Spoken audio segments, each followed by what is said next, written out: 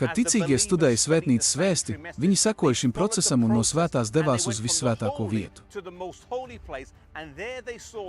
Un tur viņi ieraudzīja derības šķirstu, mēbeles vissvētākajā vietā, un dažādās to nozīmes ir izskaidrotas šajā nodaļā, ejot cauri un izklāstot atklāsmes 13. un 14.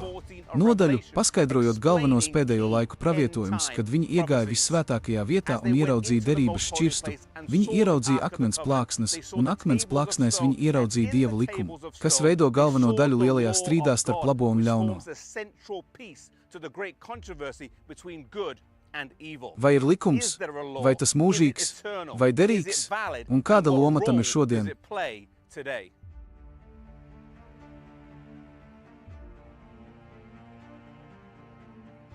Atklāsmes. 14. nodaļā 3 eņģeļu vēstījumu progresija redzama 7. pantā. Tas sākas ar to, ka ir pienākusi tiesas stunda, un mēs virzāmies uz 12. pantu, kur redzam aicinājumu ievērot Dieva baušļus un Jēzus ticību. Arī 7. pantā mēs redzam aicinājumu bīties Dieva no gudrākā cilvēka, kas jebkad dzīvojis. Ķēniņš Salamans 12. nodaļa 13. pantā saka, ka svarīgākais ir bīties Dievu un turēt viņa baušļus. Un tādējādi, lai gan Dieva bauslība nav tieši pieminēta, frāze bīties Dievu bieži tiek saistīta ar Dieva bauslību. 7. pants noslēdzas ar 4. baušļa sabata citātu, par kuru Ecēhiela 20. 20 teikts, ka tā ir zīme starp Dievu un viņa tautu.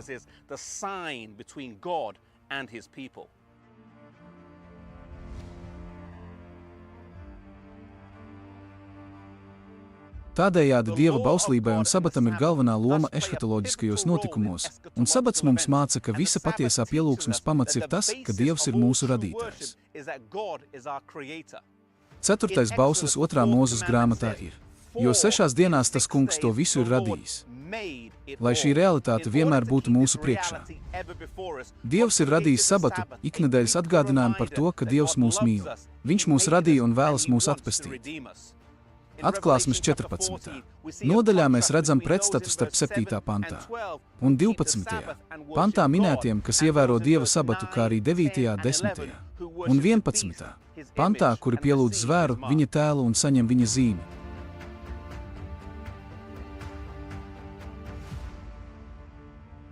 Lai pareizi saprastu zvēra zīmi, ir rūpīgi jāizpēta 13. atklāsmes nodaļa, un mēs redzam, ka šī nodaļa ir sadalīta 2 daļās – 1. zvērs un 2. zvērs. Bībeles pravietojumos zvērs simbolizē valstību, kā tas ir aprakstīts Daniela grāmatas 7. nodaļā, 17. un 24. pantā.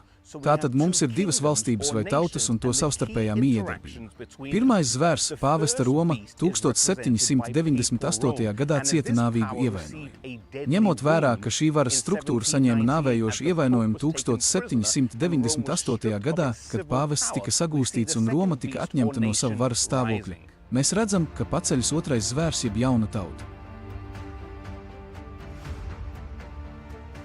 Aplūkojot atklāsmes 13. nodaļā minētās pazīmes, ir skaidrs, ka tikai viena tauta var atbilst visām šīm pazīmēm, un tā ir Amerikas Savienotās valstis.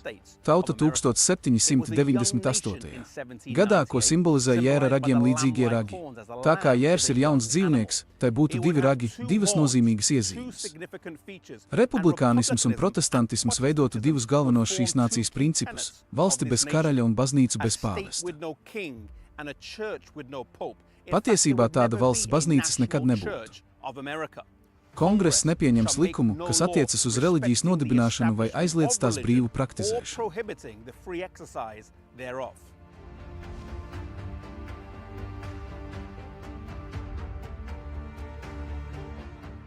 Tālāk nodaļā ir paskaidrots, kas tie būs, kas dzīvo šajā nācijā, kas darinās tēlu zvēram.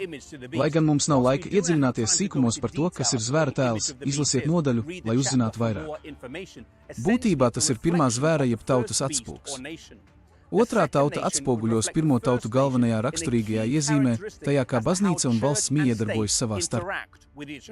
Tālāk nodaļā tiek runāts par to, kas ir zvēra zīme, kā ir mēģināts mainīt Dieva likumu, kā šīs izmaiņas ir aizķērušās, bet galu galā par to, ka Dieva likumu nav iespējams mainīt.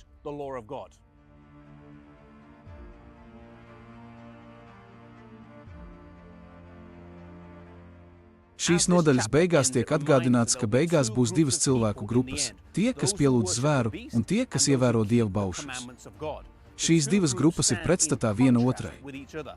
Lai mēs nekad neklausām cilvēkam, ja tas ir pretrunā ar to, ko no mums prasa Dievs. Un atcerieties, kas teikts apustuļu darbu grāmatā, ka labāk ir paklausīt Dievam, nevis cilvēkam.